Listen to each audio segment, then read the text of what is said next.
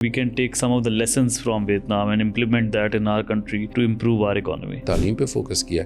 50 साल में बिल्कुल तबाह और बर्बाद नेशन से दे आर पावर हाउस। बाकी मुल्कों में अगर हम देखते हैं तो वहाँ पे 2 या 3 एजुकेशन सिस्टम होते हैं। हमारे मुल्क में 72 के करीब एजुकेशन सिस्टम है। कंबोडिया थाईलैंड के दरमियान जो स्किर्मिशेस थी, मैं नहीं समझता कि उसका इम्पैक्ट बहुत लंबे अरसे तक रहेगा। बाकी चीज़ों में कॉपरेशन है वो वहाँ पे है। Problem is part of life. European union की मिसाल, लेकिन सारे मुल्क आपस में लड़ रहे थे बहुत बुरी तरह, और उसके बाद जब उन्होंने सेटल किए अपने डिफरेंसेस तो आज वहाँ पे बॉर्डर्स मौजूद नहीं है। मैं कोरियन से बात करता हूँ तो दे स्टिल रिमेंबर कि पाकिस्तान का डेवलपमेंट प्लान उन्होंने लिया, उस पर काम किया। So lifelong learning जो है that is essential. Exactly. It's a process, it's a continuous process that should go on. लोग एक बिजनेस में सक्सेसफुल हो जाते हैं, फिर वो डाइवर्सिफिकेशन की तरफ नहीं जाते। आप स्किलिंग करें, डाइवर्सिफिकेशन करें, ताकि आप रेलेवेंट रहें in the face of new technology and other things.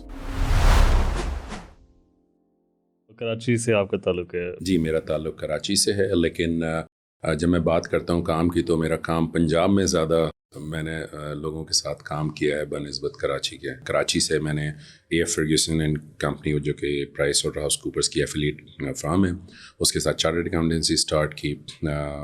फिर उसके बाद मैंने कंसल्टिंग फर्म में काम किया। फिर मैं थाईलैंड मूव हो गया। थाईलैंड में मैं तकरीबन 3.5 साल रहा हूँ।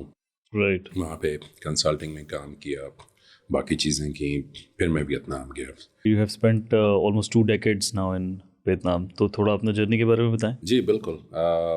इनफैक्ट वियतनाम में गया था 2008 में, and the reason I went there is because of RMIT, which is one of the top universities in Australia. उस वक्त उनके 2 कैंपसेस थे, 2 कंट्रीज़ में, एक ऑस्ट्रेलिया में, एक वियतनाम में। सो आई वाज मैनेजिंग हो ची Minh City and Hanoi campuses for accounting and law courses. वहाँ जब मैं वियतनाम में गया तो मेरे जहन में ये था कि शायद मैं 3-4 साल काम करूँगा, उसके बाद मैं कहीं और चला जाऊँगा। लेकिन फिर उसके बाद एक के बाद एक चीज़ें होती रहीं। फिर वहाँ पे मैं कंसल्टिंग फर्म है ग्रैंड थॉर्नटन, उसके साथ मैंने उनको ज्वाइन किया। ऑडिट फर्म भी है वो। मैंने वहाँ business risk services department create किया that focuses on internal audit, IT audit, turn around management etcetera. फिर वहाँ से ब्रीफली मैं कंबोडिया चला गया कुछ टाइम के लिए, लेकिन वहाँ कंबोडिया में इतना ज़्यादा एक्टिविटीज़ नहीं है, business activities. Then I came back to Vietnam. फिर वियतनाम में मैंने एक फैक्ट्री थी, उन्होंने मुझे बोला कि आप ज्वाइन करें। I join and then I did the turn around management for that as well. It was loss making and after some time, after 1.5 year, we turned it into profitable. Right.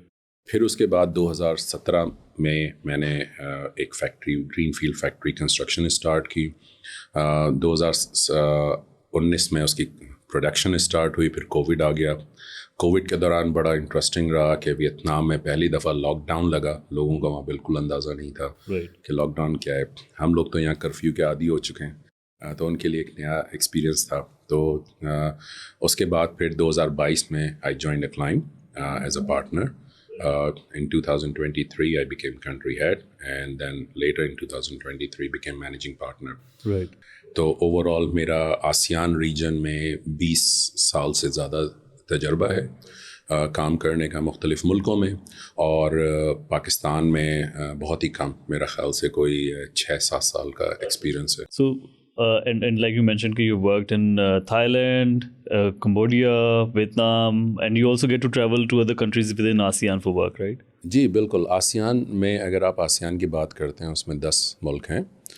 Myanmar जो कि Burma कहलाता है, Thailand, Malaysia, Singapore, Brunei, Indonesia, Philippines, लाओ, Cambodia, Vietnam. लाओ को लोग Laos भी कहते हैं।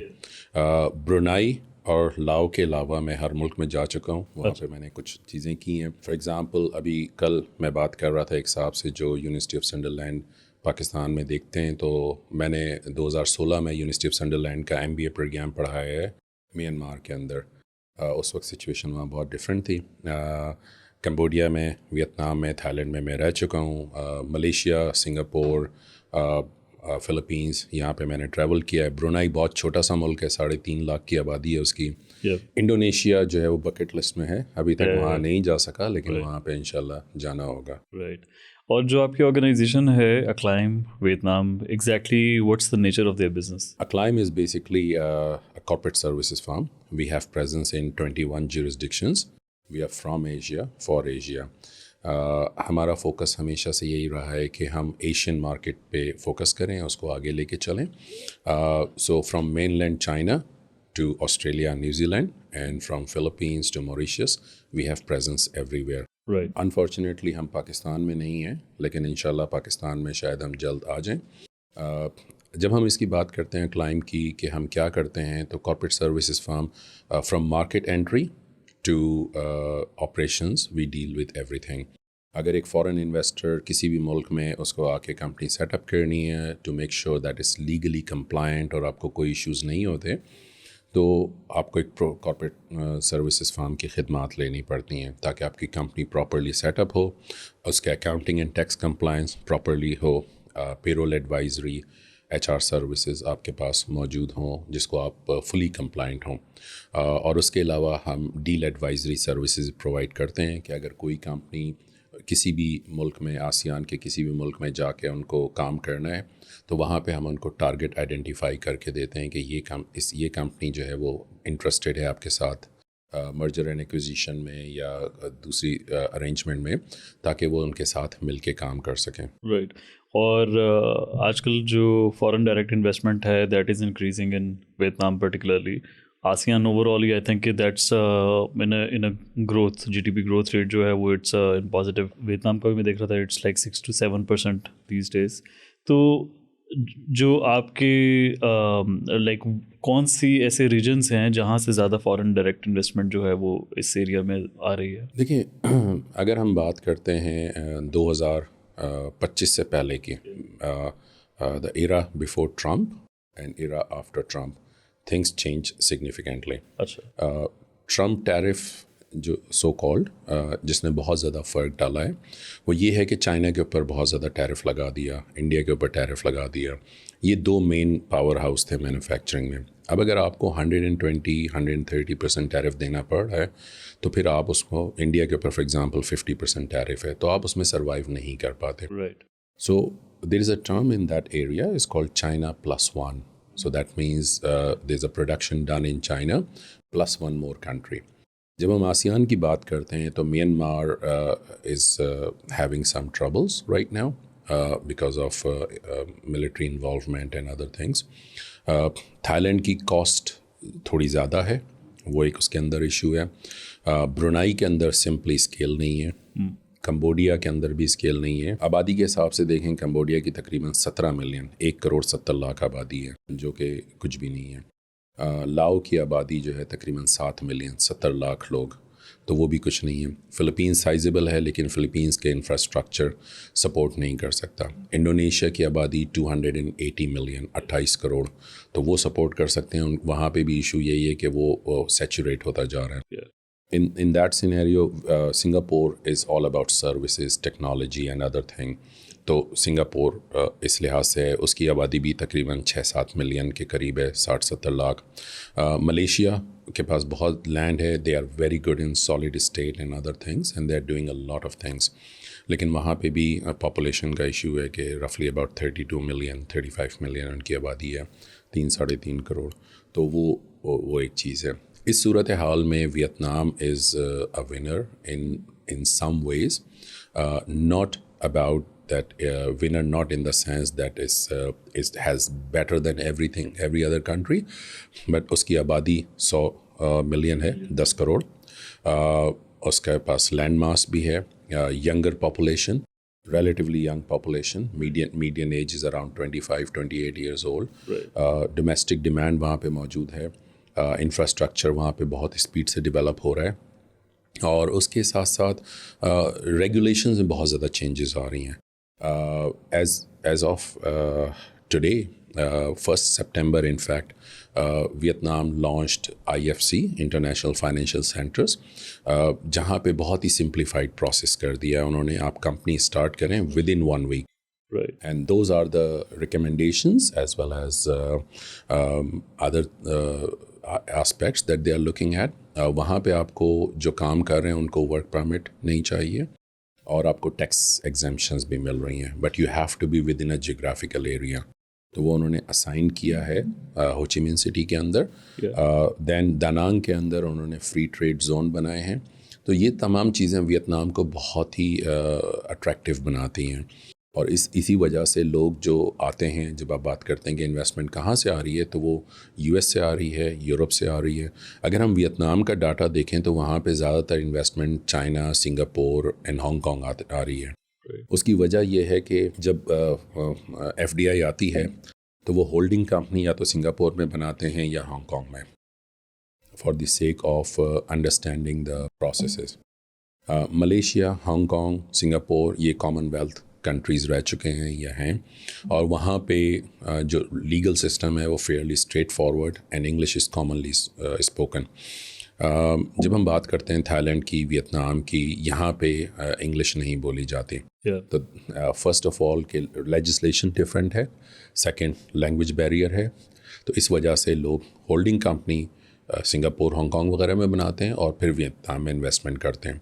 تو it's a direct investment, for example U S, but goes to Singapore first and then it comes to Vietnam. Right.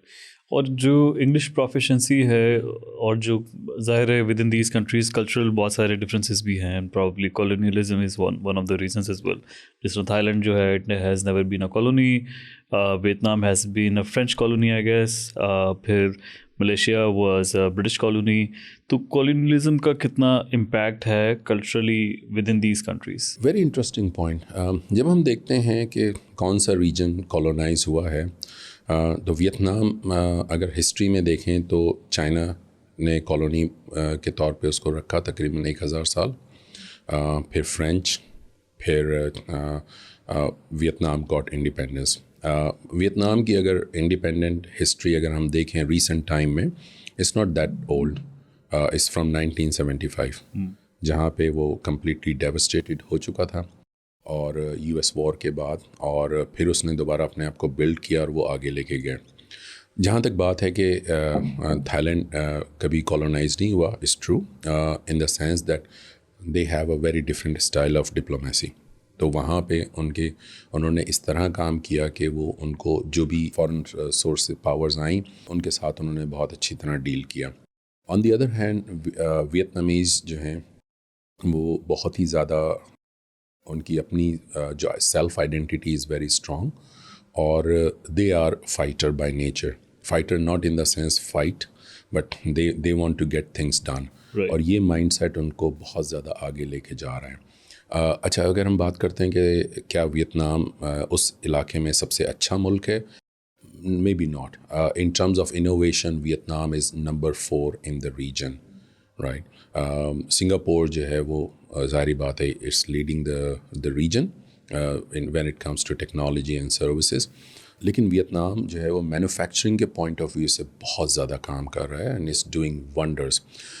Vietnam کا لٹریسی ریٹ آپ کو سن کے حیرت ہوگی, 96% اس کا لٹریسی ریٹ ہے. تو آپ اس سے اندازہ لگائیں کہ وہ ایجوکیشن پہ بہت زیادہ خرچ کر رہے ہیں اور اس کو وہ ویلیو کرتے ہیں. So that is one of the reason for Vietnam. Brunei کا ایسے ہم نے بات کی, برونائی, لاؤ, کمبوڈیا, ان کی پاپولیشن اتنی زیادہ نہیں ہے کہ وہاں پہ کوئی بھی چیز سپورٹ کر سکیں, کیونکہ جب آپ کے پاس لیبر یا ورکرز نہیں ہوں گے تو آپ اس کو کیسے آگے لے کے جائیں گے. Malaysia is a far more developed economy, وہاں پہ بھی اب سروسز کی طرف زیادہ فوکس ہے, لیکن وہاں پہ مینوفیکچرنگ بھی ہو رہی ہے. تھائی لینڈ کی جو منیمم ویج ہے وہ کافی زیادہ ہے. اچھا. از سم تھنگ لائک 9,000 بات, which is roughly about $300 more or less. تو وہ ایک ایشو ہے. دوسرا یہ کہ جب ہم بات کرتے ہیں تھائی لینڈ کی, تو تھائی لینڈ کے کچھ ایشوز ہیں, انٹرنل ایشوز. ایک تو پولیٹیکل انسٹیبلٹی ہے, جہاں پہ ہم نے دیکھا بھی ریسنٹلی جو ہے پرائم منسٹر کے کچھ سرٹن ایشوز ہوئے, پھر کمبوڈیا کے ساتھ بارڈر اسکرمشز ہوئیں. تو یہ ساری چیزیں جو ہیں وہ تھوڑا سا رسکی بناتی ہیں کسی بھی انویسٹمنٹ کے لیے. On the other hand, Vietnam has the full name of Vietnam is Socialist Republic of Vietnam. وہاں پہ elections بھی ہوتے ہیں because it's a republic, but there is only one political party. اور policy کا continuation وہاں پہ رہتا ہے. تو اس وجہ سے وہ بہت اسپیڈ سے آگے جا رہے ہیں. جو آپ نے بات کی اس کا ویتنام کی GDP is 7% growth, which is wonderful, and it's actually by some measures is almost 8%. جب ہم آسیان کی مکمل بات کرتے ہیں تو ASEAN is the 4th largest economic block in the world. $4.1 trillion کی اکانومی ہے وتھ 600 ملین پیپل. تو جب آپ اس کی بات کرتے ہیں تو یہ بہت بڑا بلاک آ جاتا ہے. ظاہری بات ہے انڈیا اور چائنا کو اگر ہم نکال دیں جو کہ تقریباً 3.2 بلین پاپولیشن بنتی ہے تو ڈومیسٹک ڈیمانڈ کے پوائنٹ آف ویو سے تو within ASEAN the domestic demand is very strong. So from business point of view جو ویتنام میں پاکستانی انویسٹر کے طور پہ کون سے ایسے پریورٹی سیکٹرز ہیں یا وائس ورسا یا پاکستانی ایسے کون سے سیکٹرز ہیں جہاں پر there could be opportunities to attract investors from Vietnam, اور یا ایسی کون سی پروڈکٹس ہیں جو یہاں سے ہم ایکسپورٹ کر سکتے ہیں ویتنام میں؟ دیکھیں ویتنام میں اپرچونیٹیز بہت زیادہ ہیں. اس کی میں آپ کو وجہ بتاتا ہوں. ویتنام کی GDP پچھلے سال تقریباً $480 بلین کی GDP ہے. ویتنام کے exports almost $450 billion and imports are رفلی اباؤٹ $425 بلین. تو ویتنام جو ہے بہت امپورٹ کر رہا ہے, بہت ایکسپورٹ کر رہا ہے, تو ڈیفینیٹلی وہاں پہ ڈیمانڈ ہے. اگر ہم بات کرتے ہیں ایک پاکستانی کمپنی ہے pharmaceutical company, they have manufacturing in Vietnam. Pharmaceutical is one of the best industry that Pakistani can go there and they do the manufacturing, because اگر پاکستان سے کوئی بھی میڈیسن اگر جائے گی تو اس کو وہاں ویتنام میں اپروول کے لیے تقریباً 2 سال لگتے ہیں, اور 2 سال ایک ایسا پیریڈ ہے جس میں لوگ کہتے ہیں کہ جی بہت لمبا ٹائم ہے. آن دی ادر ہینڈ اگر وہ وہاں پہ ایگزسٹنگ فیکٹری ایکوائر کر کے یا گرین فیلڈ فیکٹری بنا کے کام کرتے ہیں تو وہ بہت زیادہ اسپیڈ سے کام کر سکتے ہیں اس میں. Construction industry is amazing because infrastructure development وہاں پہ بہت زیادہ ہو رہی ہے, اور کنسٹرکشن کمپنیز کا بہت زیادہ وہ اس پہ کام ہے, اس کی بہت زیادہ ڈیمانڈ ہے. ابھی اگر ہم بات کرتے ہیں پورٹس اور airports, sea ports and others, is a huge work going on in Vietnam. Vietnam کا جو ایسٹرن سائڈ ہے وہ سارا کا سارا پانی ہے. وہاں پہ کوئی اور جتنی بھی پورٹس ہیں وہ ڈیولپ نہیں ہوئی ہیں, تو وہ بہت زیادہ ڈیولپمنٹ ہو رہی ہے. نمبر 1. نمبر 2, ویتنام میں road infrastructure was in really bad shape 10-15 years ago. میں آپ کو بتاتا ہوں, جب میں نے پہلی مینوفیکچرنگ فیکٹری جب میں نے جوائن کیا اس وقت وہ تقریباً 180 کلومیٹر کا فاصلہ تھا. مجھے وہاں جانے میں 7 گھنٹے لگتے تھے, ہو چی مین سٹی سے واپس آنے میں 7 گھنٹے لگتے تھے. تو آپ اس سے اندازہ لگائیں کہ اس میں کتنا ٹائم لگتا تھا. 2023 میں وہاں پہ گیا, later on it took me 2 hours 45 minutes, کیونکہ انہوں نے ایکسپریس وے بنا دیا.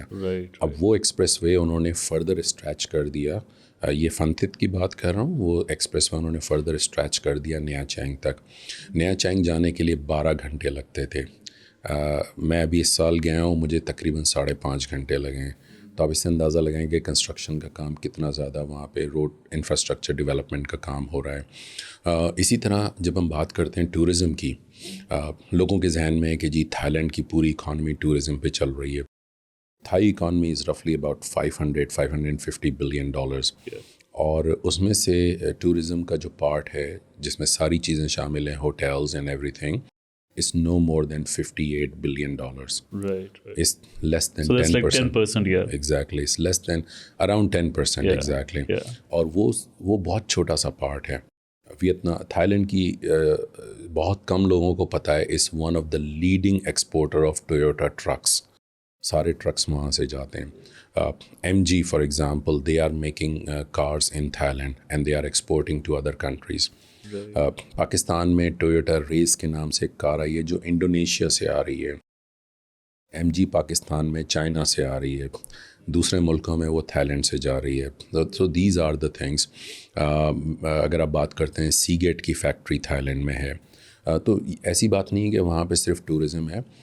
ویتنام میں ٹورزم ریلیٹیولی کم ہے. اس کی وجہ یہ کہ تو ویزا ریسٹرکشنز ہیں وہاں پہ. ابھی ویتنام نے ویزا کو ایز کرنا شروع کیا ہے. پاکستانیوں کے لیے تو بہرحال پرابلم ہے, لیکن باقی ملک آہستہ آہستہ وہ شامل کر رہا ہے تاکہ وہ لوگ آئیں اور بزنس کر سکیں.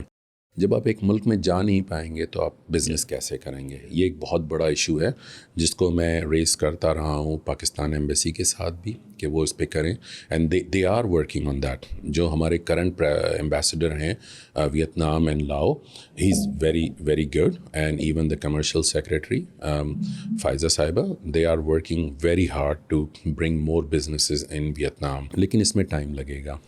جب ہم بات کرتے ہیں کہ ہم وہاں پہ کیا کام کر سکتے ہیں, I think is lot of opportunities. Without naming, میری ایک گروپ سے بات ہوئی ریسنٹلی, انہوں نے بتایا کہ وہ وہاں پہ ایجوکیشن پہ کام کر رہے ہیں. اچھا, ایجوکیشن ویتنام میں ایک بہت بڑی انڈسٹری ہے. وہاں پہ انگلش سیکھنے کے لیے اگر کوئی بچہ جاتا ہے تو وہ تقریباً 18,000 روپے مہینہ سے لے کے 35,000 روپے مہینہ دیتا ہے ایک بچہ, ہفتے میں 3 دن جا کے انگلش سیکھنے کے. پاکستان میں تو شاید 5,000 روپے دیتے ہوں گے یا دیتے ہی نہیں ہوں گے. از سم تھنگ لائک دس.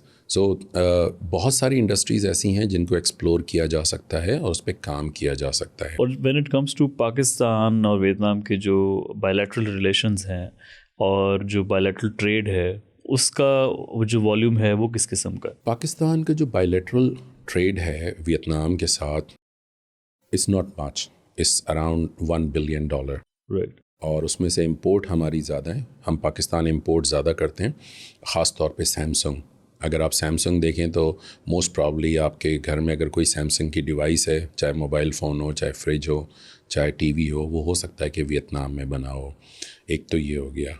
دوسرا یہ کہ ویتنام کا فوکس جو تھا وہ یو ایس اور باقی مارکیٹس پہ زیادہ تھا.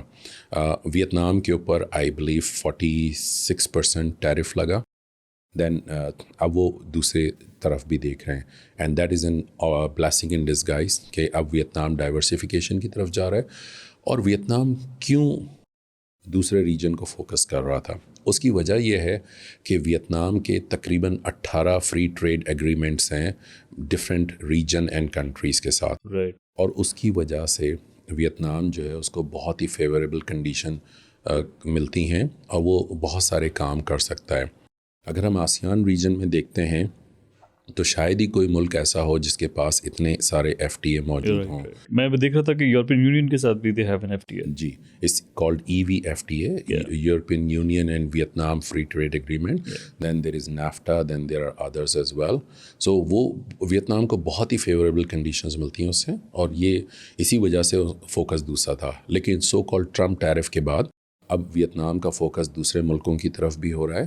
خاص طور پہ پاکستان میں ٹیرف بہت زیادہ ہیں, تو یہاں پہ بہت ساری اپرچونیٹیز ہیں ویتنامیز بزنسز کے لیے بھی, اور پاکستانی بزنسز کے لیے بھی اپرچونیٹیز ہیں کہ وہ جائیں ویتنام میں, وہاں پہ وہ کام کریں. سو اسی طرح جو ویتنام کے اندر لائک یو مینشن کہ they are now opening up to foreigners, اور آپ نے وہاں پہ you been there for 17 years now. تو when it comes to opportunities there, تو مطلب مینلی تو 3 چیزیں میرے ذہن میں آتی ہیں کہ either you go for studies, if you go اور یو گو فار بزنس, یا آپ ٹورزم کے پوائنٹ آف ویو سے بھی جاتے ہیں تو ویزا ظاہر ہے تینوں چیزوں میں ریکوائرڈ ہوتا ہے. تو پرٹیکولرلی جو ورک ویزا ہے اس کے حوالے سے کس قسم کے وہاں پر ریگولیشنز ہیں؟ Is it easier to get the work visa, is it easier to get you know educational purposes کے لیے یا ایون ٹورزم کے لیے؟ So how do you see that? دیکھیں, پاکستانی پاسپورٹ پہ چیلنجز تو ہیں, لیکن جب ہم بات کرتے ہیں کہ ورک ویزا کی, تو work visa is relatively straight forward process. Work visa میں باقی ملکوں میں یہ ہوتا ہے کہ پہلے آپ ورک ویزا لیں, پھر آپ اس ملک میں جائیں, اور پھر آپ کو ورک پرمٹ ملے گا. ویتنام میں آپ کو پہلے ورک پرمٹ ملتا ہے, اس ورک پرمٹ کی بیس پہ آپ کو ویزا ملتا ہے. If you get the work permit you will for sure you will get the visa, there is no doubt about it. ایک تو یہ ہو گیا. جب میں پہلی دفعہ گیا تھا 2008 میں, تو رائٹ اوے ورک پرمٹ آ گیا تھا, اس کے ساتھ ویزا آ گیا plus residence card. Sir, did you apply for the job first, یا آپ کی جاب ہوئی اس کے بعد ورک پرمٹ آیا؟ تھوڑا سا ایکسپلین کر دیں so that people who are interested to work there they get to know کہ واٹس دا پروسیس. دیکھیں, ویتنام میں لیبر کلاس جاب جو ہیں وہ تقریباً نہ ہونے کے برابر ہیں. اس کی وجہ یہ ہے کہ ویتنام کی اپنی آبادی 10 کروڑ ہے اور لیبر کی وہاں شارٹیج اینڈ نہیں یو ہے. مینشن کہ they have a thriving youth as well, تو وہ بھی مسئلہ نہیں ہے وہاں پہ ایجنگ پاپولیشن کا. جی, پاپولیشن کا مسئلہ نہیں ہے وہاں پہ, لیبر کلاس جابس بہت مشکل سے ملیں گی. اچھا, اس کی وجہ یہ ہے کہ وہاں لوگ لینگویج بھی نہیں بولتے. ہمارے لوگوں کے ذہن میں یہ ہے کہ جی آزاد ویزا, اب وہ کیونکہ مڈل ایسٹ کا ہمارے اوپر اتنا زیادہ اثر ہے کہ وہ ہم اس کو اسی حساب سے دیکھ رہے ہوتے ہیں, پوری دنیا اس طرح چل رہی ہے, لیکن ایسا نہیں ہے. مڈل ایسٹ میں آپ کو کفیل چاہیے وغیرہ وغیرہ, وہ آپ کو ویزا ہوگا, وہاں جا کے آپ ٹیکسی ڈرائیو کریں گے. لیکن ویتنام میں آپ ٹیکسی کیسے ڈرائیو کریں گے جب آپ کو زبان نہیں آتی؟ اگر پیسنجر آپ کی گاڑی میں بیٹھتا ہے, وہ آپ سے کہتا ہے کہ مجھے ایک جگہ جانا ہے, آپ کو پتہ ہی نہیں چلے گا کہ وہ بات کیا کر رہے ہیں. اسی طرح جب آپ لیبر میں جا رہے ہیں اور آپ کو کنسٹرکشن کرنی ہے, اس نے کہا کہ اس کو اس طرح چینج کر دیں, تو آپ کو زبان نہیں آتی, آپ نہیں کر پائیں گے. تو ایک تو ایشو یہ ہے. اچھا, اگر آپ تھائی لینڈ کی بات کرتے ہیں, تھائی لینڈ میں لیبر کلاس کے لیے کمبوڈینز اور برمیز کو ویزا ملتا ہے. رائٹ. اور بہت دفعہ ایسا ہوتا ہے کہ برمیز اور کمبوڈینز تھائی بولتے ہیں, بہت اچھی بول لیتے ہیں. لیکن کئی دفعہ میرے ساتھ, کیونکہ میں خود تھائی بولتا ہوں, میں تھائی لکھ پڑھ سکتا ہوں, تو کئی دفعہ ایسا ہوا کہ میں کسی سے بات کر رہا ہوں جو کہ اس نے تھائی میں جواب دیا, اور پھر میں یہ سوچ رہا ہوں کہ اس کی تھائی میں کچھ گڑبڑ ہے. پھر میں نے اس سے پوچھا کہ مطلب کیوں اس طرح بول رہے ہیں, تو اس نے کہا کہ میں برمیز ہوں تو یا کمبوڈین ہوں, تو سم تھنگ لائک دیٹ. تو وہ ایک اس کے اندر, لیکن آپ کو سمجھ آ جاتی ہے بات. یہ ایسی ہے جیسے انڈین اور پاکستانی جب اردو اور ہندی بولتے ہیں تو آپ کو پتہ چل جاتا ہے کہ وہ پاکستانی ہیں یا انڈین ہیں. اچھا, اس میں کوئی ڈسرسپیکٹ کی بات نہیں ہے, یہ ایک لینگویج کا ایک بیوٹی ہے جو ہر ریجن کی الگ الگ ہوتی ہے. اچھا, یہاں پہ میں وہاں گیا, میں تھائی لینڈ میں تھا. RMIT نے مجھے بولا کہ کیا آپ ویتنام آنا چاہ رہے ہیں؟ تو اس وقت کچھ سچویشن ایسی تھی کہ میں نے کہا ٹھیک ہے میں ویتنام جاتا ہوں. تو انہوں نے کہا ٹھیک ہے جی آپ آ جائیں. اور ویری انٹرسٹنگ تھنگ کہ ویتنام میں لونر نیو ایئر ہوتا ہے, قمری مہینوں کے حساب سے ان کا نیا سال آتا ہے. تو اس وقت نیا سال آنے والا تھا, تو انہوں نے کہا کہ جی ابھی نیا سال آ رہا ہے, ہم اس کے 1 ہفتے بعد آپ سے بات کریں گے, کیونکہ 1 ہفتے کی چھٹی ہوتی ہے وہاں پہ. جب چھٹی کے بعد انہوں نے مجھے کال کیا, انہوں نے کہا کہ ٹھیک ہے جی آپ آ جائیں. اس وقت سچویشن تھوڑی سی ڈیفرنٹ تھی. اس وقت یہ ہوتا تھا کہ آپ ویزا اپلائی کرتے تھے, پھر جب آ جاتے تھے تو پھر آپ ورک پرمٹ اپلائی کرتے تھے. یہ چینج بعد میں آئی ہے کہ پہلے ورک پرمٹ پھر آپ کام شروع کریں گے. تو انہوں نے کہا کہ جی آپ آ جائیں. تو انہوں نے مجھ سے پوچھا آپ کب آ سکتے ہیں؟ میں نے کہا جب بھی آپ مجھے ویزا دیں گے میں آ جاؤں گا. انہوں نے کہا ٹھیک ہے آج منڈے ہے, ہم ٹیوزڈے کو اپلائی کرتے ہیں, تھرسڈے تک ویزا آ جائے گا, آپ جو نا بک کر لیں فلائٹ, آپ آ جائیں. اب میرے ذہن میں تو یہ تھا کہ 1 ہفتہ یا 2 ہفتے لگیں گے. انہوں نے کہا کہ آپ آ جائیں. تو لٹرلی یہی ہوا تھا کہ انہوں نے ٹیوزڈے کو اپلائی کیا, تھرسڈے کو میرے پاس پری اپروفڈ ویزا لیٹر آ گیا, اور میں ٹیوزڈے کو فلائی کر کے میں ویتنام چلا گیا. اور وہ مجھے تاریخ ابھی بھی یاد ہے, 18 فروری 2008. تو اس لحاظ سے اگر آپ دیکھتے ہیں تو وہ اس طرح ہوتا ہے. اچھا, RMIT میں پہلا پاکستانی پروفیسر تھا. اچھا, اس وقت میرا خیال سے 8 یا 10 پاکستانی پروفیسرز RMIT ویتنام میں کام کر رہے ہیں. کچھ لوگوں کو میں ذاتی طور پہ جانتا ہوں, کچھ لوگوں سے ملاقات نہیں ہے, لیکن وہ وہاں پہ کام کر رہے ہیں. تو اگر آپ کے پاس PhD ہے اور آپ ایک اچھی یونیورسٹی میں کام کرنا چاہتے ہیں, مجھے سیلری کا اندازہ ہے, میں بتاؤں گا نہیں کیونکہ وہ ظاہری بات ہے تھوڑا سا کانفیڈینشیل انفارمیشن ہے, لیکن بہت سارے لاکھ مل جاتے ہیں اور بہت سارے $1000 مل جاتے ہیں. It's something like this. تو لاکھ میں اگر نہ بھی دیکھیں تو ڈالر کے پوائنٹ آف ویو سے بہت اچھی سیلری پے کرتے ہیں وہ. اچھا, اسی طرح ایک اور پاکستانی صاحب ہیں, وہ PhD ڈاکٹر ہیں, وہ ایک اور یونیورسٹی میں پڑھا رہے ہیں, اور ان کو بھی اچھے پیسے مل رہے ہیں, اور وہ بھی خوش ہیں وہاں پہ. تو ایسا نہیں ہے کہ جاب نہیں ہے. اچھا, یہ تو ہو گئی جابس جو ایجوکیٹڈ لوگ ہیں. پروفیشنلز کی جب ہم بات کرتے ہیں تو بہت سارے پروفیشنلز, پاکستانی پروفیشنلز ویتنام میں کام کر رہے ہیں. فار ایگزامپل والس کے جو کنٹری مینیجر ہیں وہ پاکستانی ہیں ویتنام میں. اسی طرح اسٹینڈرڈ چارٹرڈ میں ایک صاحب ہیں, وہ دیکھ رہے ہیں وہ بھی he is the head of a department, وہ پاکستانی ہیں. بہت سارے لوگ وہاں پہ اس پوزیشنز پہ کام کر رہے ہیں. اب آ جائیں تھوڑا سا ڈفرینٹ لیول پہ, مینیجریل لیول پہ. ایک بہت اچھے صاحب ہیں جو وہاں پہ آئی ٹی ڈیولپمنٹ کا کام کر رہے ہیں. وہ بھی وہاں پہ بہت زیادہ ڈیمانڈ ہے آئی ٹی ڈیولپمنٹ کی. ویتنام بہت زیادہ آئی ٹی گریجویٹس کریٹ کر رہا ہے, لیکن وہاں پہ ان کے پاس 2 ایشوز آتے ہیں. ایک انڈرسٹینڈنگ آف بزنس اور دوسرا لینگویج بیریئر. تو اگر کوئی ویتنامیز پروفیشنل, اس کو بہت اچھی انگلش ہے تو اس کی سیلری بہت زیادہ اوپر چلی جاتی ہے. ہمارے یہاں تو انگلش بولنا از جسٹ لائک بول رہے ہیں تو بول رہے ہیں, اس سے کوئی فرق نہیں پڑتا, سم تھنگ لائک دیٹ. لیکن وہاں پہ it's an skill itself. اچھا, اب آ جائیں کہ آپ وہاں پہ لیبر کلاس کام کریں گے, یہ انفارچونیٹلی وہاں پہ اس طرح نہیں ہو سکتا. انفیکٹ فیبرری اس سال کے فیبرری 2025 میں ایک صاحب نے مجھے کانٹیکٹ کیا. انہوں نے گروپ پہ کچھ میرے میسیج دیکھے, انہوں نے کہا کہ میرے ساتھ یہ مسئلہ ہے. تو میں نے ان سے پوچھا کہ آپ کا ویزا کب ایکسپائر ہو رہا ہے؟ انہوں نے کہا مئی میں ایکسپائر ہو رہا ہے. تو میں نے ان کو سجیشن دی کہ آپ اگر ویزا ایکسپائر ہو رہا ہے تو آپ واپس چلے جائیے گا, یہاں مت رکیے گا. انہوں نے جون میں مجھے کال کر کے بولا میرا ویزا ایکسپائر ہو گیا, آپ میری کچھ مدد کریں کہ مجھے واپس بھیجیں. اچھا, یہ کبھی بھی مت کیجیے گا, کسی بھی جو بھی سن رہے ہیں ہمارے سننے والے, اگر آپ کا ویزا ایکسپائر ہو رہا ہے تو آپ اس ملک سے فوراً نکل جائیں. ویزا ایکسپائر ہونے کے بعد آپ جو ہیں وہاں اللیگل ہیں, اور اس کے بعد پھر آپ کو ایمبیسی آپ کو کوئی پروٹیکشن نہیں دے سکتی.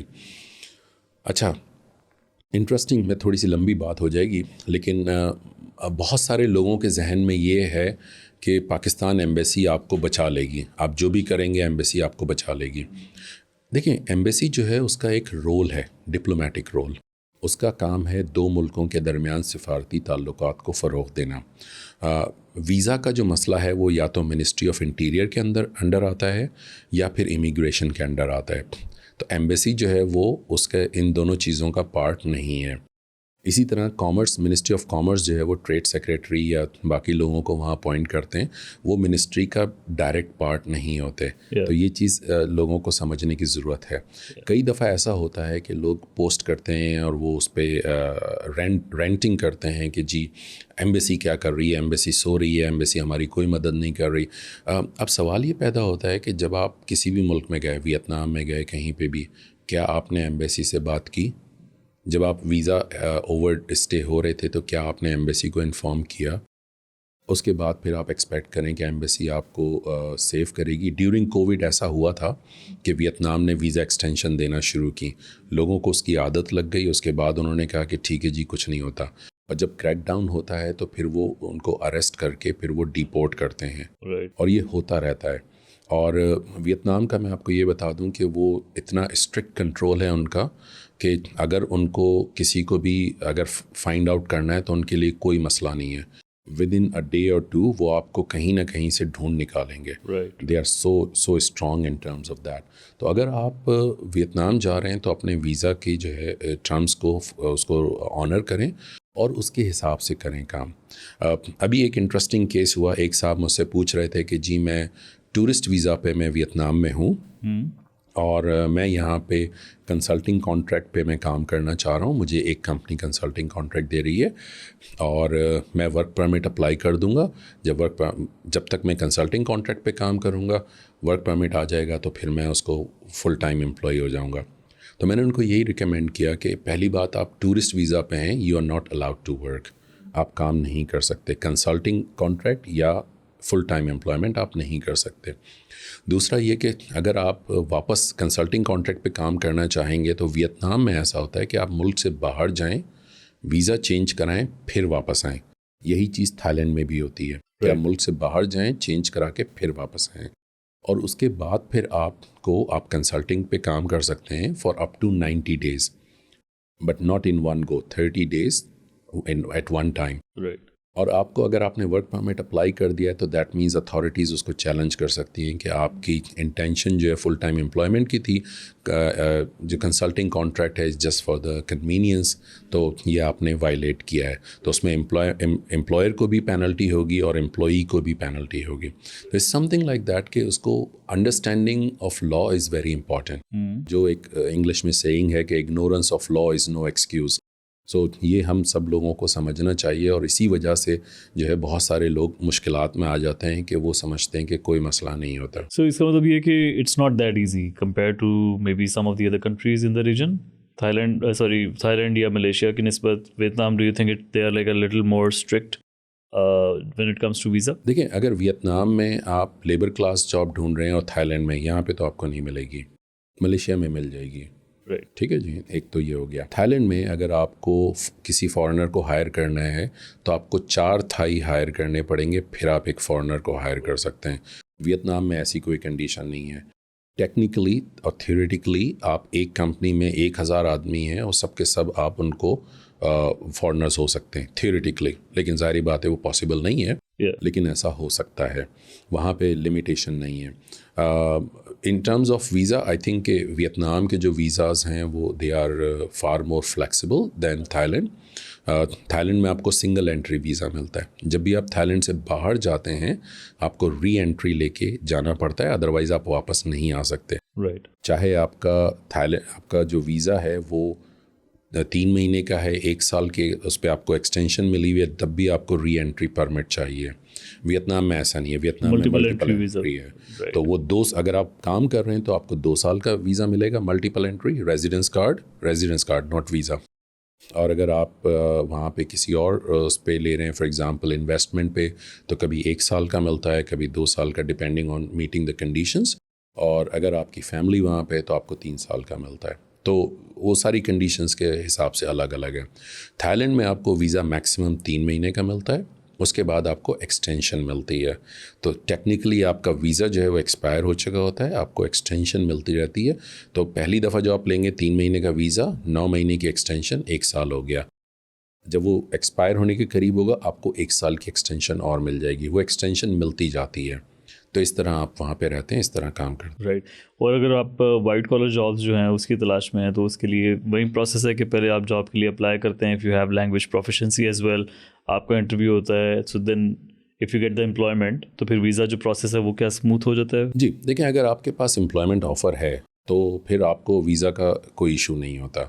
اور جہاں تک بات ہے کہ جاب وہاں پہ ملے گی تو اٹ ڈپینڈس آن اسکلس. اور اس میں ایک چیز جو سمجھنے کی ہے وہ یہ ہے کہ کیا امپلائر کو آپ کی ضرورت ہے. سوال یہ ہے کہ کیا کوئی ایسی جاب ہے جو ویتنامیز یا تھائی نہیں کر پائیں گے. So if they can find a local resource, so then they can't justify to the authorities as well, right? جی بالکل بالکل. وہ ہے. دوسرا یہ کہ پھر ویزا ورک پرمٹ کا پروسیس کافی لیندی ہے اور کافی کمپلیکیٹڈ ہے. تو بہت سارے HR جو ہیں وہ کوشش کرتے ہیں کہ فارنر کو ہائر نہ کریں, چاہے وہ تھائی لینڈ ہو چاہے کوئی اور ملک ہو. یہی چیز باقی جگہوں پہ بھی ہے. تو اگر آپ کے پاس کوئی ایسی اسکل ہے یا اگر آپ کی اتنی زیادہ ڈیمانڈ ہے کہ آپ کے بغیر گزارا نہیں ہے تو وہ ڈیفینیٹلی آپ کو ہائر کریں گے. اب اس پہ بہت سارے لوگ مجھ سے سوال کرتے ہیں کہ جی ہمارے پاس ایسی کون سی اسکل ہوں جو وہاں پہ ہوں. تو دیکھیں, یہ اس کا کوئی اسٹریٹ فارورڈ آنسر نہیں ہے. اس کا آنسر صرف یہ ہے کہ آپ نے جو کام کیا ہے آپ اس کو شوکیس کریں, اس کو آپ پروفیشنلی آپ دکھائیں. انفارچونیٹلی جو ہمارے پاکستان میں جو ینگ پروفیشنل ہیں, مینیجر ٹو ڈائریکٹر لیول لوگ, وہ ان کا فوکس صرف فیس بک پہ یا انسٹاگرام پہ ہے. لنکڈ ان کو کوئی بھی نہیں دیکھ رہا ہوتا. یہ ان کو دیکھنا چاہیے کہ انہوں اپنی شوکیسنگ کس طرح کریں. اسی طرح اسکلس کی بات ہوتی ہے تو وہاں پہ آپ اب AI is not a buzz word only, it's changing the way we are doing business. In fact کل میں نے ایک سیشن کیا ہے university of management and technology, ان کا ایک ٹریننگ فورم ہے, وہاں پہ میں نے AI پہ ایک سیشن کیا اور وہ کافی لمبا گیا. اینڈ آئی واز سرپرائز کہ اس کے اندر بہت سارے لوگ ہیں جو جن کا ویو پوائنٹ جو ہے بڑا انٹرسٹنگ تھا. آئی تھاٹ کہ لوگ اپ اسکلنگ کی طرف جا رہے ہیں, بٹ بہت سارے لوگ ایسے ہیں جو ایک چیز کرنے کے بعد وہ سوچتے ہیں کہ بس جی اب تو ہو گیا, اس سے آگے ہمیں کچھ نہیں کرنا. اور انفارچونیٹلی یہی چیز بزنس میں بھی ہے. لوگ ایک بزنس میں سکسیزفل ہو جاتے ہیں, پھر وہ ڈائیورسیفیکیشن کی طرف نہیں جاتے ہیں, اور جب وہ بزنس آؤٹ ڈیٹڈ ہو جاتا ہے یا اس میں کمپیٹیٹر آ جاتے ہیں پھر ان کو سوچنا پڑتا ہے کہ اب ہم کیا کریں.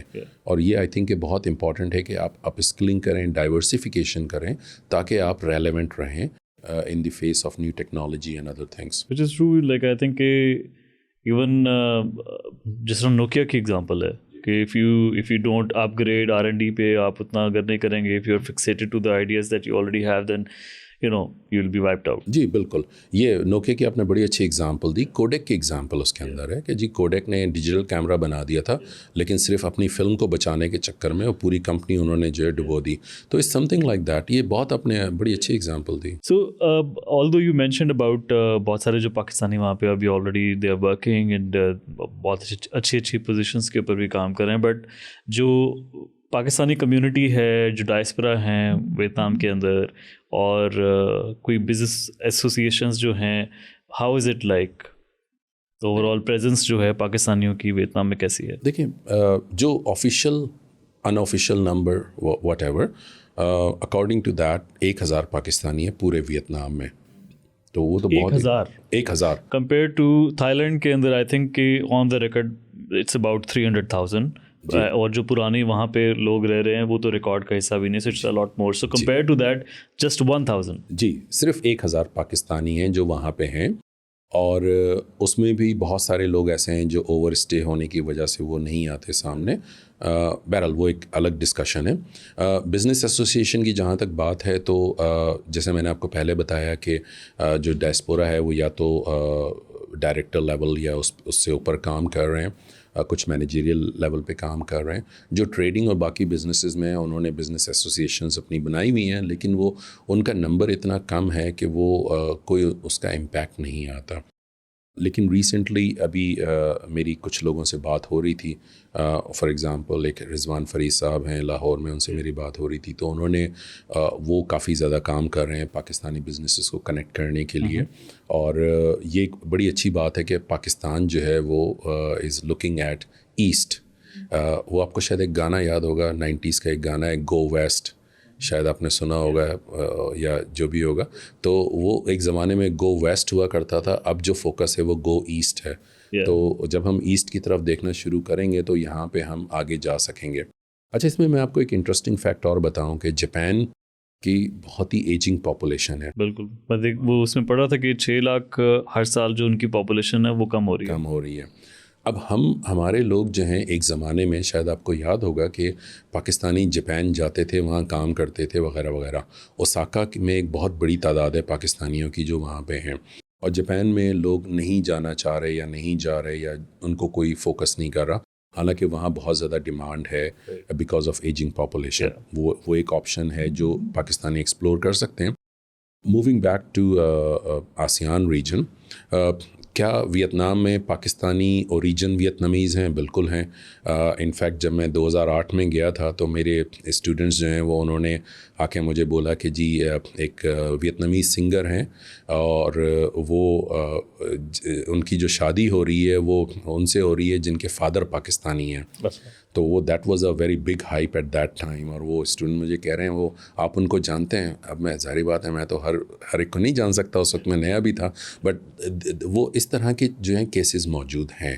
اور وہ شادی اس لیے بھی جو ہے وہ موضوع بحث رہی تھی کیونکہ اس میں پاکستانی کپڑے جو ہیں وہ دلہن نے پہنے تھے, تو وہ ان کے لیے ایک نئی چیز ہے. حالانکہ جو اویائے ہے جو ویتنامیز ٹریڈیشنل ڈریس ہے وہ پاکستانی شلوار قمیض سے کافی ملتا جلتا ہے, لیکن ظاہری بات ہے جو شادی کے جو ڈریس ہیں پاکستان کے وہ تو بہت ہی الگ ہیں, بہت ہی وائبرنٹ ہیں. تو اس وجہ سے وہ بہت بڑا جو ہے ایک اس وقت جو ہے وہ ٹرینڈ چلا تھا. That's great.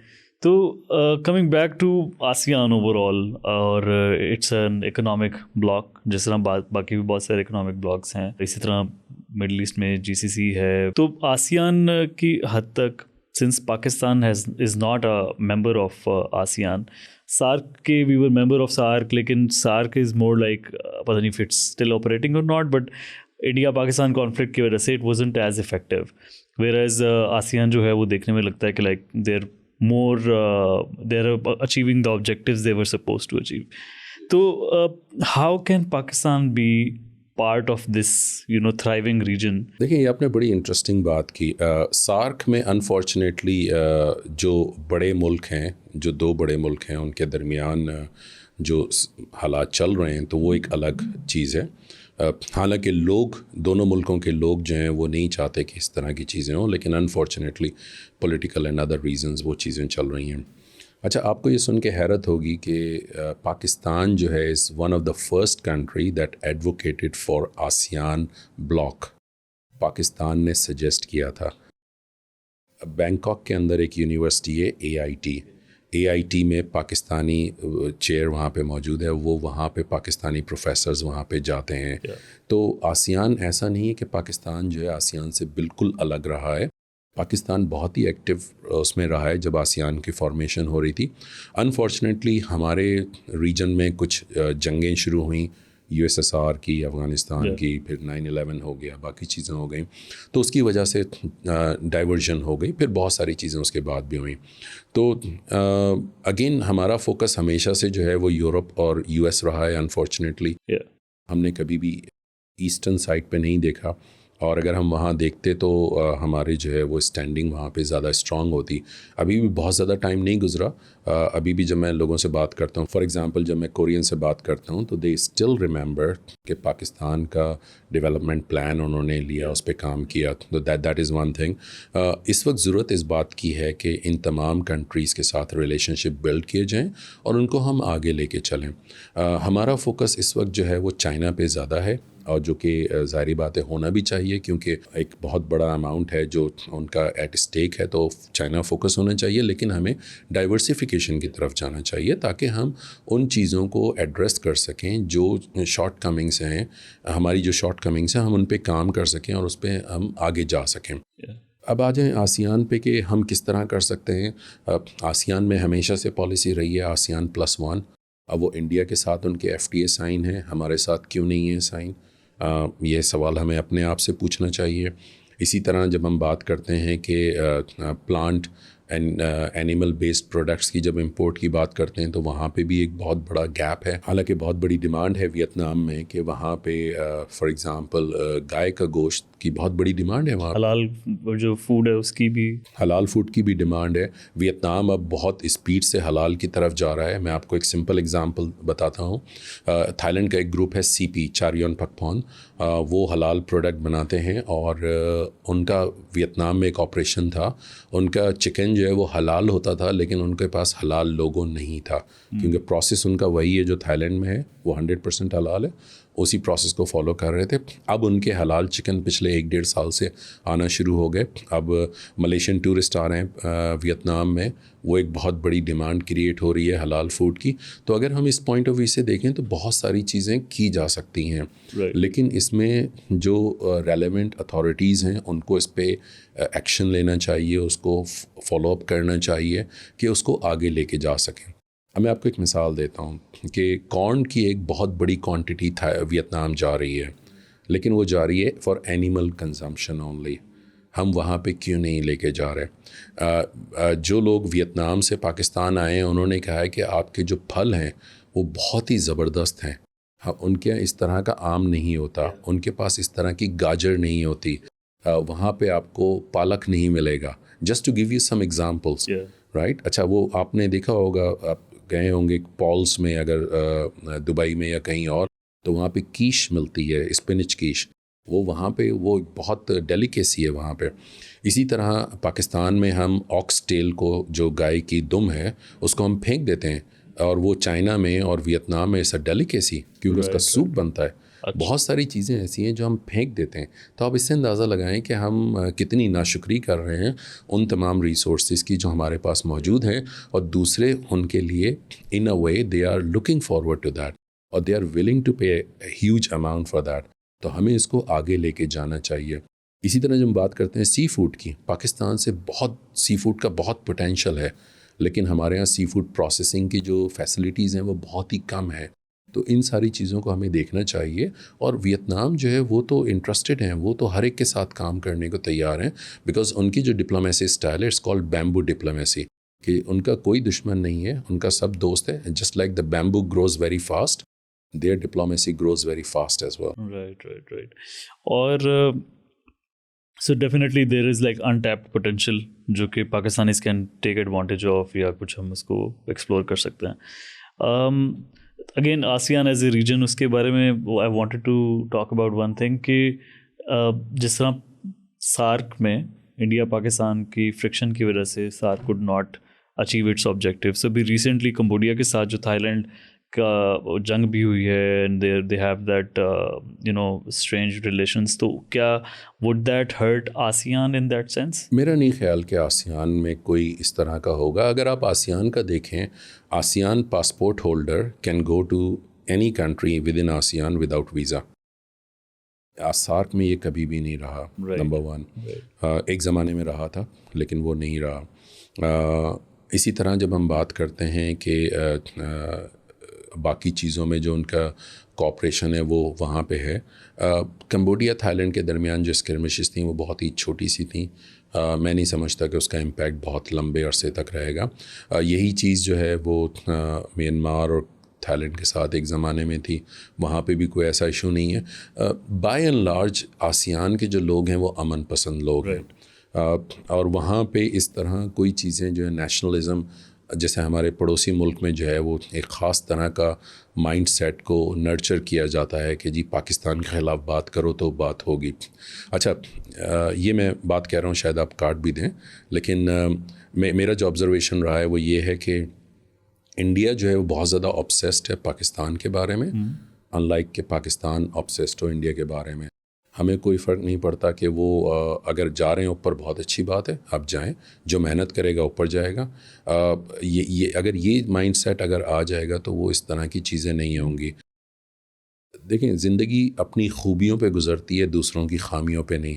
انفارچونیٹلی جو ہمارے پڑوس ملک میں جو ان کے ڈیسیجن میکرز ہیں وہ اس چیز کو ریئلائز نہیں کر رہے. جس دن وہ ریئلائز کریں گے یہ چیزیں بہت بہتر ہو جائیں گی. I think it has become a political agenda for them, اور پاکستان جو ہے وہ that has become a buzz word جو بکتا ہے. جی, اور آئی تھنک کہ they are increasingly becoming really polarised as well. مجھے نہیں پتا کتنی وہاں پر اس چیز کی ان کو ریئلائزیشن ہے, بٹ جو ہم نے ضیاء الحق کا ٹائم پراؤلی دیکھا تو آج بھی اس کا خمیازہ بھگت رہے ہیں, تو وہ شاید ان کا ٹائم اب شروع ہوا ہے وہ بولا. بالکل. اور اس میں دیکھیں ہماری زبان ایک ہے, باقی چیزیں ایک ہیں, اور جو بالی ووڈ کی موویز ہیں وہ وہاں یہاں دیکھی جاتی ہیں, پاکستانی ڈرامے انڈیا میں دیکھے جاتے ہیں. تو اسی نوٹ پہ اگر میں بات کروں گا کہ وہاں پہ جو سچویشن ہے وہ ایک گانا شاید آپ کو یاد ہوگا, تیرے نام سے شروع تیرے نام سے ختم. تو انفارچونیٹلی ان کا میڈیا جو ہے وہ پاکستان کے نام سے شروع ہوتا ہے, پاکستان کے نام پہ ختم ہوتا ہے. تو I think is mindset سے باہر نکلنا ہوگا. مطلب بہت بڑا ملک ہے وہ, ہم اس کے 1/6 بھی نہیں ہیں. تو بڑے بھائی اگر چھوٹے بھائی کو اس طرح کرے گا تو وہ چیزیں آگے نہیں جا پائیں گی. اور آئی تھنک یہی چیز جو ہے آسیان نے بہت پہلے ریئلائز کر لی. کمبوڈیا جو ہے 16-17 ملین کی آبادی ہے, تھائی لینڈ جو ہے تقریباً 70 ملین کی آبادی ہے. تھائی لینڈ جو ہے کبھی بھی اس کو ایسکلیٹ نہیں کرے گا کہ وہ کمبوڈیا کے اور تھائی لینڈ کے درمیان ریلیشن شپ خراب ہوں. نمبر 1. نمبر 2, دیکھیں وہاں ٹورزم بھی ہے. اگر ٹورزم وہاں پہ سچویشن ایسی ہوگی تو لوگ نہیں آئیں گے وہاں پہ ٹورزم کے لیے. اچھا, انفراسٹرکچر امپورٹنٹ ہے, آپ کا ویزا وہ امپورٹنٹ ہیں بزنس کرنے کے لیے, ٹورزم کے لیے, پڑھائی کے لیے. تھائی لینڈ بہت سارے لوگ پڑھنے کے لیے جاتے ہیں, ویتنام نہیں جاتے کیونکہ ویتنام میں انگلش کی آپشنز بہت کم ہیں. ایک تو یہ ریزن ہے. دوسرا یہ کہ ملیشیا میں لوگ جاتے ہیں کیونکہ وہاں انگلش بولی جاتی ہے, حلال کھانا آرام سے مل جاتا ہے. ویتنام میں تھوڑا سا ایشو ہے بہرحال کھانے کا کیونکہ زیادہ تر چیزوں میں پورک ہے, تو وہاں پہ کھانا ایک مسئلہ ہے. لیکن اب انکریزنگلی حلال آپشنز بڑھتی جا رہی ہیں. انفیکٹ ویتنام کے جو ویجیٹیرین آپشنز ہیں these are one of the best in the world, in the sense کہ وہ جب وہاں پہ ویجیٹیرین میں جاتے ہیں تو وہ 100% ویجیٹیرین میں جاتے ہیں. وہاں پہ وہ ایون انڈا بھی سرو نہیں کرتے اس کے اندر. تو it's something like that. Options تو وہاں پہ ہیں لیکن یہ کہ ان کو ایکسپلور کرنا پڑتا ہے. ایکسپلور کرنے کے لیے لینگویج آنی چاہیے. تو یہ ایک ویشس سائیکل ہے جہاں جب وہ بریک ہوگا تو چیزیں آگے جائیں گی.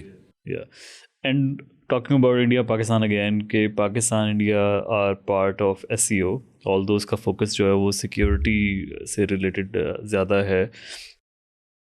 بٹ اگین میں sometimes like when I think about the way European Union apparatus, مطلب اتنی بڑی اکانومی ہے, people can have free trade, they can move around for job without visa. پھر اسی طرح ASEAN از اندر example. Do you think there could be like any possibility in the future کہ خاص طور پہ جو ہمارا یہ ساؤتھ ایشیا کا ریجن ہے, that is also like one of the largest chunk of population in the country, in the world. تو could there be like any, آپ کو کوئی ہوپ نظر آتی ہے کہ we could see any organization or economic bloc this way جس طرح سے یورپین یونین ہے یا آسیان ہے؟ دیکھیں ہوپ اگر نہیں رہے گی تو پھر ہم کیا کریں گے. یہ تو مطلب ایک بڑی چیز ہے کہ ہوپ رہنی چاہیے. کیا نیئر فیوچر میں ایسا ہوگا؟ میرا نہیں خیال. کہ جو آپ نے بڑی اچھی اگزامپل دی کہ 80s میں جو پولرائزیشن ہم نے دیکھی ہے وہی پولرائزیشن جو ہے وہ انڈیا میں نظر آ رہی ہے اور اس کی وجہ سے چیزیں بہت زیادہ جو ہیں وہ ساؤتھ ہو جائیں گی. تو یہ تو ہمیں دیکھنا پڑے گا. انڈیا پاکستان کے درمیان ٹریڈ ابھی بھی ہو رہی ہے, وہ چاہے دبئی کے تھرو ہو چاہے کسی اور ملک کے تھرو, ٹریڈ تو ہو رہی ہے. اور بہت سارے لوگ ہیں جو کہتے ہیں کہ جی ہم تو دبئی کے تھرو منگاتے ہیں, تو تھرڈ کنٹری جو ہے اس کا فائدہ اس کو ہو رہا ہے اور ہم جو ہے اس کے پرائس پے کر رہے ہیں. یہ ایسی ہے جو کہ سو کال ٹرمپ ٹیرف میں امریکن کنزیومر جو ہیں وہ زیادہ پرائس دیں گے, ٹیرف ہوگا تو ظاہری بات ہے وہ چائنا کا یا انڈیا کے جو مینوفیکچررز ہیں وہ ایبزارب تو نہیں کریں گے اس کو, وہ پاس آن کر دیں گے. یہی چیز پاکستان انڈیا کے ٹریڈ کے درمیان ہے. جہاں پہ ٹریڈ ہوتی ہے وہاں پہ جھگڑے نہیں ہوتے, یہ فیکٹ ہے. جو آپ نے یورپین یونین کی مثال دی, آسیان کی مثال دی, جس وقت اس ریجن میں ٹریڈ ہونا شروع ہو جائے گی اس وقت یہ سارے جھگڑے آہستہ آہستہ ختم ہو جائیں گے. دیکھیں پرابلم ہر جگہ رہتی ہیں. پاکستان میں بھی اگر آپ دیکھیں تو پرابلم یہاں پہ بھی ہیں جب ہم صوبوں کی بات کرتے ہیں دوسرے لوگوں کی, لیکن اس کا مطلب یہ نہیں ہے کہ ہم لڑ رہے ہیں. وہ problem is part of life, لیکن اس کو ہمیں ختم کرنا ہوگا. اس میں دونوں ملکوں کا جو گورنمنٹس ہیں ان کو اس پہ اسٹینڈ لینا ہوگا کہ اس کو کس طرح ختم کیا جا سکے. اب اس میں آپ دیکھیں جو آپ نے یورپین یونین کی مثال دی, اس میں دیکھیں سارے ملک آپس میں لڑ رہے تھے بہت بری طرح, اور اس کے بعد جب انہوں نے سیٹل کیے اپنے ڈفرینسز تو آج وہاں پہ بارڈرز موجود نہیں ہیں. آسیان میں ابھی بھی بارڈرز موجود ہیں, لیکن ابھی بات ہو رہی ہے کہ جی ایک ویزا میں آپ 3 ملک جا سکتے ہیں. وہ جب ہو جائے گا تو وہ ایک اچھی بات ہوگی. تو اسی طرح آہستہ آہستہ چیزیں آگے جائیں گی, اور آئی بلیو کہ with the help of technology things are moving towards betterment. جب اے آئی اور باقی چیزیں آ رہی ہیں, اگر آپ سنگاپور ریسنٹلی گئے ہوں تو آپ نے دیکھا ہے کہ وہاں کوئی امیگریشن آفیسر نہیں ہوتا, آپ صرف پاسپورٹ اسکین کرتے ہیں چلے جاتے ہیں. سنگاپورین جو سٹیزن ہیں ان کو تو پاسپورٹ بھی نہیں چاہیے, ان کا فیس اسکین کر کے جانے دیتے ہیں وہ. تو it's something like that. تو اگر یہ چیزیں جب ہم کریں گے تو جو الزامات لگائے جاتے ہیں کہ جی ٹیررسٹ آ رہے ہیں اینڈ دس اینڈ دیٹ, تو وہ ساری چیزیں تو ختم ہو جائیں گی. اور اسی طرح ہیومینٹی ایز اے ہول جو ہے وہ بیٹرمنٹ کی طرف جائے گی, اور وہ بہت ضروری ہے. کیونکہ جنگ کب تک لڑیں گے اور کہاں تک لڑیں گے, کیونکہ دونوں طرف غربت دونوں طرف ہے, دونوں طرف کو ہمیں دیکھنا ہے, ان کو سنبھالنا ہے, ان کو تعلیم بھی دینی ہے, ان کو پڑھانا بھی ہے. ہمارے پاس شاید نمبرز جو ہیں وہ کم ہوں, پرسنٹیج جو ہے زیادہ ہوگی, نمبر کم ہوں گے. انڈیا کی چھوٹی پرسنٹیج بھی بہت بڑا نمبر بن جاتا ہے. تو وہ یہ دیکھنا پڑے گا ہمیں. That's true. And I hope that we get to see an arrangement like that. And I feel کہ European union is a perfect example of how جس طرح آپ نے کہا کہ فار سینچریز مطلب کہیں 300-400 سال جو ہے وہ لڑتے رہے ہیں آپس میں, but once they got together they have a euro as a one single currency, اور وہ ویزا کے کوئی ریسٹرکشنز نہیں ہیں اور all of that. And I think like it ultimately just improves the quality of life for a common person. بالکل بھائی.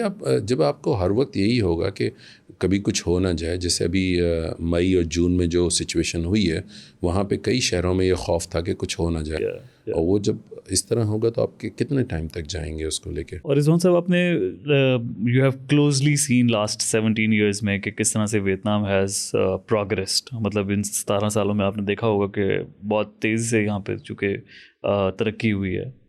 تو پاکستان کے لیے like what exactly you feel now that you living there working there, کہ کون سے ایسے کی ایریاز ہیں جو کہ we can take some of the lessons from Vietnam and implement that in our country to improve our economy? دیکھیں اس میں بہت سارے ایریاز ہیں. انفارچونیٹلی میں ہر ایک پہ بات نہیں کر سکتا کیونکہ میں پاکستان مجھے واپس بھی آنا ہوتا ہے تو وہ ایک الگ چیز ہے. لیکن اگر اس کو نیوٹرل اگر آپ دیکھیں ریگارڈلیس آف اینی تھنگ, ایک تو ایجوکیشن بہت ضروری ہے. Like you mentioned کہ over 90% of the population 96% literacy rate ہے. Literacy rate. میری اسی طرح جو بات ہو رہی تھی اے آئی ٹی کے پروفیسر ہیں ڈاکٹر نوید سے, he was mentioning کہ 95-96% 90 to 95% وہاں پر بھی جو ہے وہ لٹریسی ریٹ ہے. جی. اب اس میں دیکھیں اس میں ہونا یہ چاہیے کہ پرائمری ایجوکیشن جو ایلیمنٹری ایجوکیشن کہلاتی ہے اس کو کمپلسری کریں، اس میں ہر بچہ جائے ریگارڈلیس کہ وہ اس کے پاس مینز ہیں یا نہیں ہیں. پاکستان میں باقی ملکوں میں اگر ہم دیکھتے ہیں تو وہاں پہ 2 یا 3 ایجوکیشن سسٹم ہوتے ہیں، international school, by lingual school, public school. Unfortunately ہمارے ملک میں جو ہے میرا خیال سے کوئی 72 کے قریب جو ہیں وہ ایجوکیشن سسٹم ہے. انٹرنیشنل اسکول ہو گئے، پھر اس کے بعد پرائیویٹ اسکول ہو گئے، پرائیویٹ اسکول میں بہت ساری ورائٹی آ گئی، پھر اس کے بعد مدرسہ آ گئے، پھر اس کے بعد اور بہت ساری چیزیں آ گئیں. بچے جو ہیں وہ چائلڈ لیبر کی اگر ہم بات کرتے ہیں تو وہ بھی ایک بہت بڑا ایشو ہے. تو اس طرح کی ساری چیزیں ہیں جس کو ہمیں ٹیکل کرنا پڑے گا. پہلی بات ویتنام کی اگر مثال اگر آپ دیکھیں تو وہاں پہ انہوں نے ایک کام جو کیا ہے اسکول کے اندر، اسکول میں کوئی پالیٹکس نہیں پڑھائی جاتی اور کوئی ریلیجن نہیں پڑھایا جاتا. It is not allowed. اور دیٹ از دا تھنگ کہ ریلیجن جو ہے وہ انڈیویجول، ہر بچے کا اپنا انڈیویجول رائٹ ہے، چوائس ہے. اور I think it make sense کہ اگر اسکول میں آپ ریلیجن پڑھیں گے تو جو ٹیچر کے ریلیجس ویو پوائنٹس ہیں وہی آپ کو ملیں گے. اگر آپ کے پیرنٹس آپ کو ریلیجن سکھائیں گے تو آپ وہ سیکھیں گے جو آپ کے پیرنٹس کر رہے ہیں. اور دا بیسٹ آپشن از کہ آپ جب اس کو پڑھیں، قرآن کو پڑھیں، اس کو سیکھیں، سمجھیں اور اس کو آگے لے کے جائیں. تو اور اگر کوئی جیسے ابھی ایک بہت ریسنٹلی کوئی ابھی ایک ہوا تھا کہ کوئی نان مسلم تھا، اس کے اسلامیات میں بہت زیادہ نمبر آ گئے تھے. اب وہ اس کو اسلامیات کیوں پڑھنی پڑ رہی ہے؟ سوال یہ ہے. اس کی اگر اپنی چوائس ہے تو well and good, doesn't matter. تو وہ ایک الگ چیز ہے. تو وہ ہمیں اس کو تھوڑا سا دیکھنا پڑے گا کہ کیا ہے. اچھا، ایک چیز جو ہمارے نہیں پڑھائی جاتی وہ ہے ویل بینگ. ہمارے یہاں کہیں پہ بھی نہیں پڑھایا جاتا کہ مینرز کیا ہیں. اگر آپ جاپان میں دیکھیں 10 سال کی عمر تک بچوں کو کوئی تعلیم نہیں دی جاتی، صرف مینرز سکھائے جاتے ہیں کہ کس طرح بیٹھنا ہے، کس طرح کھانا کھانا ہے، کس طرح صفائی کرنی ہے. 10 سال کے بعد وہ پڑھنا شروع کرتے ہیں. ہمارے یہاں 4 سال کا بچہ جو ہے وہ کنڈر گارٹن میں جا کے ABCD رٹنا شروع ہو جاتا ہے اور ساری زندگی پھر وہ ABCD رٹتا رہتا ہے. میں اپنی بات کروں، مجھے 4 سال کی عمر میں پہلی کلاس میں داخل کرا دیا گیا تھا. اب آپ اس کو کیا کریں گے آپ؟ ٹھیک ہے جی. تو ایک تو یہ چیز ہمیں دیکھنی پڑے گی. اچھا، پھر ہم بات کرتے ہیں کہ تعلیم و تربیت. تو تعلیم جو ہے وہ چلیں جیسی بھی ہے، ٹوٹی پھوٹی، وہ تو مل رہی ہے. تربیت کہاں سے ملے گی؟ کیا گھروں میں تربیت دی جا رہی ہے؟ دی جا رہی ہوگی، بالکل، میں اس کو کوشچن نہیں کر رہا. لیکن کیا وہ تربیت کافی ہے؟ اور مجھے جو ہے کئی لوگوں نے بولا کہ آج کل جو ہے وہ سچویشن ایسی ہے، ابھی ریسنٹ میرے ٹرپ پہ، کہ ہر کوئی لڑنے کو تیار ہے. اور ہو سکتا ہے ایسا ہو، کیونکہ میں جو ہے بہت زیادہ میرا ایکسپوجر نہیں رہا ہے، لیکن بہرحال یہ ہوا ہے. جیسے ابھی ریسنٹلی لاہور میں جو ہے 4 لوگوں کا قتل ہو گیا کیونکہ بد زبانی اور 30 روپے کی تکرار، واٹ ایور جو بھی ہوا ہے. تو وہ یہ ساری چیزیں دیکھیں، برداشت جو ہے نا وہ بہت امپورٹنٹ چیز ہے. اور اس کے ساتھ تعلیم دینا بہت ضروری ہے. اسلام بڑا پیارا مذہب ہے اور اس کو اسی طرح ہمیں سمجھنا چاہیے، اس کو امپلیمنٹ کرنا چاہیے کہ ہم اسلام کو سمجھیں اور اس پہ عمل کریں. یہ بہت امپورٹنٹ چیز ہے. پھر ہمارا ایم کیا ہے؟ ہم اس ایم کو ہمیں دیکھنا چاہیے. آخرت میں کامیابی جو ہے وہ بہت ضروری ہے اور دنیا میں بھی کامیابی ضروری ہے. اب دنیا کی کامیابی یہ ہے کہ آپ کسی کو آپ پڑھا دیں، کسی کو آپ ان کے ساتھ اچھا کام کر دیں، کسی کو ہنر سکھا دیں. مجھے پنجاب کا نہیں پتہ، لیکن کراچی یونیورسٹی میں جب آپ بیچلرز کرتے ہیں، بیچلرز ڈگری یا ماسٹرز ڈگری کرتے ہیں، تو وہاں پہ ایک آپ ایفیڈیوٹ یا حلف نامہ دیتے ہیں کہ آپ کم از کم ایک انسان کو خواندہ بنائیں گے. I'm sure کہ کسی نے یہ پڑھا بھی نہیں ہوگا اس فارم میں، بس سائن کر دیتے ہیں ہم. تو یہ مجھے ابھی تک یاد ہے، حالانکہ بہت پرانی بات ہو گئی، لیکن مجھے ابھی تک یاد ہے. اور اگر میں اگر اپنی بات کروں تو میرا خیال سے میرے کوئی 10,000 سے زیادہ اسٹوڈنٹ ہوں گے پوری دنیا میں، وہ ایک الگ بات ہے. لیکن ہم اس پہ کیا کر رہے ہیں؟ ہم اپ اسکلنگ پہ کیا کر رہے ہیں؟ ہمیں یہ سوچنا پڑے گا. یہ انٹرسپیکشن ہے جو ہمیں لازمی کرنی پڑے گی. جب تک ہم یہ نہیں کریں گے ہم آگے نہیں جا پائیں گے. سو ان نٹ شیل تعلیم و تربیت، جی، دونوں چیزیں جو ہیں. سو آئی تھنک لائک وہی ہوتا ہے some times when we think about کہ پاکستان کی ترقی میں کیا عوامل ہو سکتے ہیں، تو we try to think of very innovative ideas, کوئی کچھ کر لیں، you know. But I think if we stick to the basics, that's all we need to do to start improving. دیکھیں، فاؤنڈیشن صحیح ہونی چاہیے نا. بنیاد صحیح نہیں ہے تو گھر کیسے سیدھا ہوگا؟ بات یہ ہے.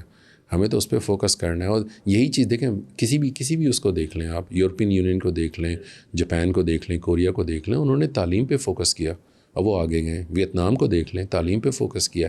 50 سال میں بالکل تباہ و برباد نیشن سے دے آر پاور ہاؤس. تو وہی جو امریکہ کے ساتھ ان کی جنگ ہوئی ہے اس کے بعد دے ور کمپلیٹلی ڈیواسٹیٹڈ. جی بالکل. اور اس ٹائم کے سے لے کے اب تک the amount of progress they have made, بالکل, that's phenomenal, and that's primarily because of education. Exactly. میں آپ کو ایک انٹرسٹنگ واقعہ سناؤں اس میں کہ جب میں گرین فیلڈ فیکٹری بنا رہا تھا, اس کی کنسٹرکشن چل رہی تھی, وہاں پہ فیکٹری گراؤنڈ سے ہمیں RPG ملا ہے, راکٹ پروپیلڈ گرینیڈ, جو امریکن ٹائم سے وہاں پڑا ہوا تھا, اور اس کو پھر پولیس نے آ کے اس کو ڈیفیوز کر کے لے کے گئے ہیں. اچھا, اور وہ جو مائنز بناتے تھے اس طرح سے, اسی طرح کی چیز. جی وہ وہاں پہ, اور وہ ایکٹیو ہیں ابھی بھی, وہ ابھی تک وہاں پہ موجود ہیں, لیکن people are living with that. Right. Before we can conclude, I would want you to tell us about the best advice that you have ever received. I think بہت ساری ایڈوائس ہیں, لیکن اگر کسی ایک ایڈوائس کی بات کروں تو وہ ایڈوائس یہ ہے کہ آپ نے زندگی میں جو ہے اپنے آپ کو اپ اسکل کرنا ہے, آپ نے رکنا نہیں ہے. کیونکہ زندگی میں جو ہے آپ اسکل کے پوائنٹ آف ویو سے یا تو آپ اوپر جاتے ہیں یا آپ نیچے جاتے ہیں. اگر آپ سمجھ رہے ہیں کہ آپ اوپر نہیں جا رہے تو اس کا مطلب یہ نہیں ہے کہ آپ اپنی جگہ پہ کھڑے ہوئے, بلکہ آپ نیچے جا رہے ہیں. تو یہ چیز بہت امپورٹنٹ ہے کہ ہمیں دیکھنی ہے کہ ہم کس طرح اپنے آپ کو اپ اسکل کریں اور آگے لے کے جائیں. جب ہم یہ کرنا شروع ہو جائیں گے تو پھر ہمارے بہت سارے مسائل جو ہیں وہ حل ہو جائیں گے. سو لائف لانگ لرننگ جو ہے that is essential. Exactly. No matter آپ کی کیا تعلیم ہے, what are you doing in life, it's a process, it's a continuous process that should go on. جی, میں ایک جملہ اس میں عام طور پہ بولتا ہوں کہ never let your degree come between you and learning. And I think کہ یہ اگر اس کو ہم اردو میں بولیں تو کبھی بھی سیکھنے کے عمل کے درمیان میں اپنی ڈگری کو نہ آنے دیں. جس وقت آپ نے اپنی ڈگری رکھ دی سیکھنے کے عمل میں اور اپنے درمیان, تو آپ کے سیکھنے کا عمل ختم ہو جائے گا. That's an amazing thought. It makes perfect sense. کیونکہ ہمارا یہاں پہ جو تعلیم سے مراد صرف یہی لی جاتی ہے کہ آپ کے پاس ڈگری کیا ہے. Whereas a lot of people you see کہ they are educated but they are not acting educated. جی, یا وہ تربیت والی جو بات آپ نے کی ہے, ناٹ اونلی دیٹ, وہ سیکھنے کا عمل ختم ہو جاتا ہے آپ کا. دیکھیں, moving forward the most important skill is unlearn and relearn. جب آپ وہ ان سب چیزوں کو چھوڑ دیں گے جو آپ کو سیکھی ہوئی ہیں, ان کو بھلا کے دوبارہ نئے سرے سے سیکھیں گے, آپ آگے جائیں گے. اور any book that you recommend us to read? A lot of books. I would say کہ قرآن, اس کو پڑھ کے سمجھیں, وہ آپ کو بہت زیادہ گائیڈنس دیتا ہے اگر ریلیجس کی بات کرتے ہیں. دوسرا, اگر آپ بات کرتے ہیں کہ آپ کو کیا سیکھنا چاہیے, تو جو بھی ریلیونٹ ٹیکنالوجیز آپ کی چل رہی ہیں اس کے بارے میں پڑھیں, اس کو سیکھیں. For example AI and others. میں بہت ساری چیزیں پڑھتا ہوں, اس کی کوئی لمٹ نہیں ہے. میں فلاسفی بھی پڑھتا ہوں, میں لٹریچر بھی پڑھتا ہوں, میں نے song of ice and fire بھی پڑھا ہوا ہے. تو اگر آپ دیکھیں گے تو بہت ساری چیزیں ہیں جو پڑھیں. لیکن اگر آپ کسی پرٹیکولر بک کی بات کرتے ہیں تو آئی ووڈ ریکمینڈ کہ آپ پڑھیں جوناتھن لیونگسٹون سیگل. اس کو کچھ لوگ اس طرح پڑھتے ہیں, لیکن اس کا جو اصل نام ہے Jonathan Livingston Seagull. It's an amazing book. میں نے زندگی میں شاید ہی کوئی بک پوری پڑھی ہو ایک سٹنگ میں. یہ بک ایسی ہے, جب میں نے اس کو شروع کیا تو میں اس کو ختم کیے بغیر چھوڑا نہیں. یہ فری PDF اویلیبل ہے, آپ سرچ کریں گے جوناتھن لیونگسٹن سیگل, آپ کو مل جائے گی. And it's all about life, that what you are doing. So find the purpose of your life is the most important thing. More of a self-help book? It's a self-help book, yes. Yeah. But it's more about that your aspirations are important. اسی سے ملتا جلتا concept جو ہے happy fat, ایک movie ہے, شاید آپ نے دیکھی ہوگی. Similar concept but different style, but the book is amazing. وہ آپ پڑھیں گے تو آپ کو اس میں مزہ آئے گا پڑھنے میں. پرفیکٹ. انشاءاللہ I'll check it out. Thank you so much, Rizwan Khan. Second time on the show. Thank you very much. It's always a pleasure talking to you, and I hope you join us soon again. Inshallah.